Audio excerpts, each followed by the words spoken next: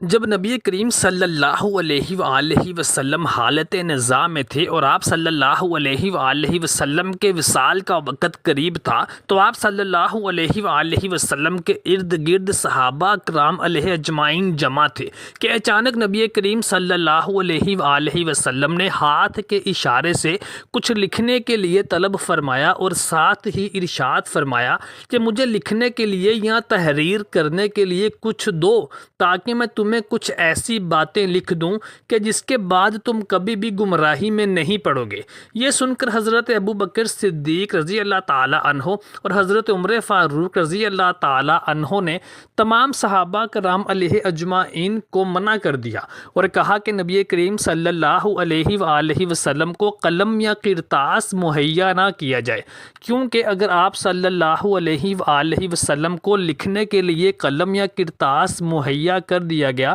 تو نبی کریم صلی اللہ علیہ وآلہ وسلم خلافت کسی اور کے نام۔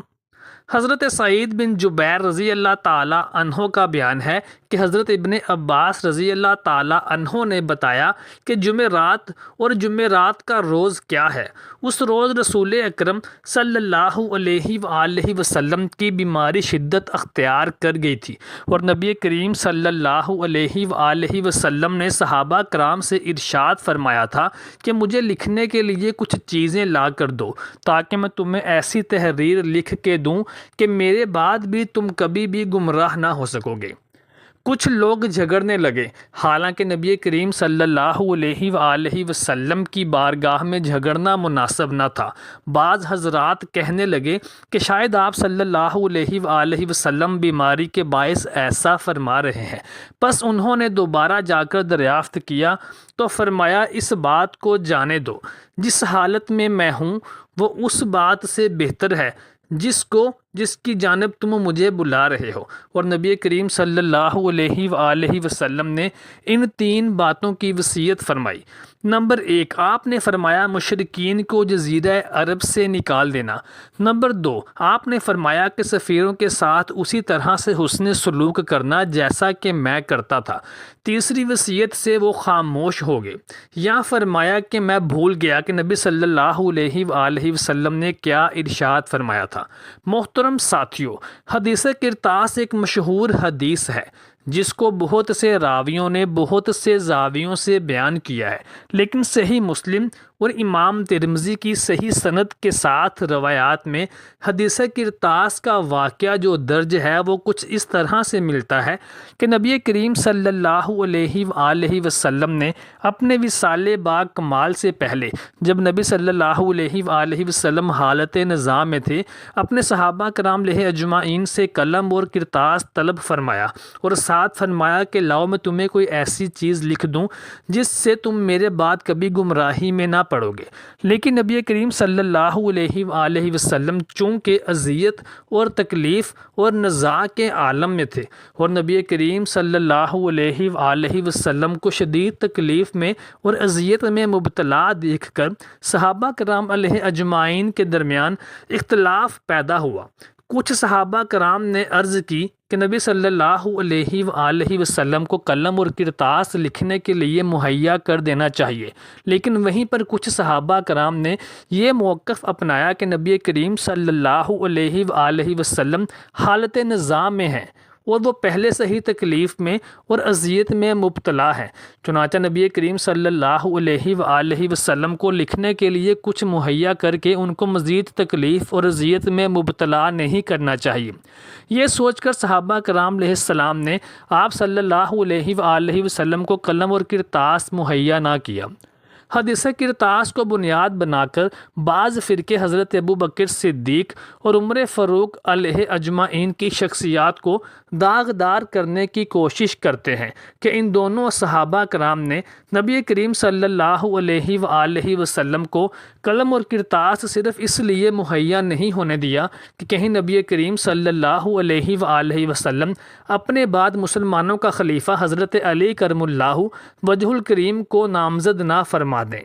جبکہ امام طبری اور امام زہری اور اس کے علاوہ ابن خلدون کی تواریخ کا بھی اس بات پر اجماع ہے کہ نبی رحمت صلی اللہ علیہ وآلہ وسلم کا اس وقت قلم اور کرتاس طلب فرمانا خلافت کی نامزدگی کے حوالے سے بالکل بھی نہ تھا، کیونکہ نبی کریم صلی اللہ علیہ وآلہ وسلم اس دن کے بعد 5 سے 6 روز تک باقید حیات رہے، اور نبی کریم صلی اللہ علیہ وآلہ وسلم نے اگر اپنے خلیفہ کا نام ہی نامزد فرمانا ہوتا تو آپ صلی اللہ علیہ وآلہ وسلم ان 5 سے 6 دنوں میں بھی وہ نام نامزد فرما سکتے تھے، لیکن نبی کریم صلی اللہ علیہ وآلہ وسلم نے ان 5 سے 6 دنوں میں کسی بھی صحابی کا نام اپنے خلیفہ کے طور پر نامزد نہ فرمایا۔ اہل تشیع یہاں پر حوالے کے طور پر اور حضرت علی رضی اللہ تعالی عنہ کو پہلی خلافت نہ دیے جانے پر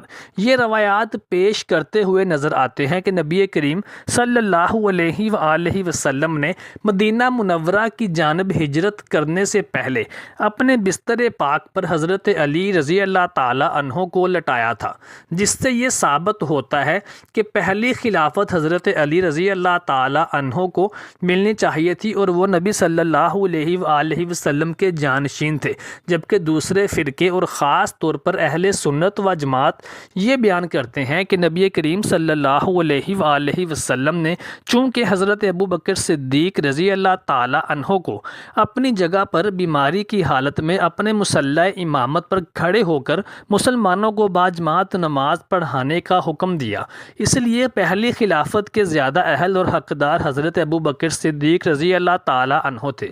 چنانچہ دونوں فرقے اپنے اپنے طور پر ان روایات سے اور حدیث کرتاس سے نتیجے برآمد کرتے ہوئے معلوم ہوتے ہیں، لیکن اگر ہم ان دونوں صحابہ کرام علیہ اجمعین یعنی حضرت ابو بکر صدیق اور حضرت علی کرم اللہ وجہ الکریم رضی اللہ تعالی عنہ کی شخصیات کو اور ان کے کردار کو دیکھیں اور ان دونوں صحابہ کرام کے آپسی تعلقات کو دیکھیں تو ہمیں کہیں بھی کوئی بھی ذرہ برابر بھی رنجش یا ان دونوں صحابہ کی آپس میں دشمنی یا عداوت یا بغض نظر نہیں آتا، بلکہ حضرت علی رضی اللہ تعالی عنہ تو ہمیشہ خلیفہ اول حضرت ابو بکر صدیق رضی اللہ تعالی عنہ کا احترام کیا کرتے تھے اور خلافت میں بھی ان کو اپنے مشوروں سے نوازا کرتے تھے، بلکہ ایک جنگ کے موقع پر جب حضرت ابو بکر صدیق رضی اللہ تعالی عنہ خلیفہ وقت خود جنگ لڑنے کے لیے تشریف فرمان لے جا رہے تھے تو حضرت علی رضی اللہ تعالی عنہ نے خلیفہ وقت امیر المومنین حضرت ابو بکر صدیق رضی اللہ تعالی عنہ کو روکا